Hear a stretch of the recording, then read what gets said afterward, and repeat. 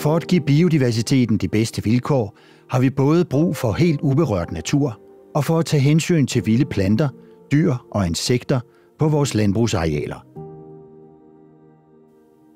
I Innovationscenter for Økologisk Landbrug har vi fokus på at fremme biodiversiteten i og omkring markerne, så vi sikrer levesteder til de arter, der holder til der. I Innovationscenter for Økologisk Landbrug beskæftiger vi os særligt med den funktionelle biodiversitet. Det er den del af naturen, der gavner landbruget med f.eks. bestøvning og naturlig bekæmpelse af skadedyr. Vi arbejder på alle niveauer, fra mark til landskab, for at udvikle et robust økologisk landbrug, der er i balance med omgivelserne. Vi arbejder helhedsorienteret med alle led i fødekæden ud fra økologiens kredsløbsprincip og i overensstemmelse med naturens egne processer.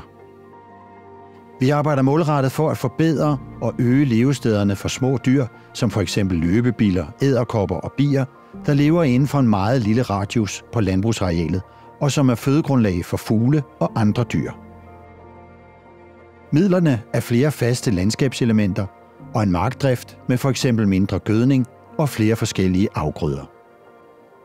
Udgangspunktet for vores arbejde er EU's fælles landbrugspolitik, som opstiller konkrete mål for biodiversiteten, blandt andet via indsatser, der sikrer, at vi får flere bestøvere og fugle i agerlandet.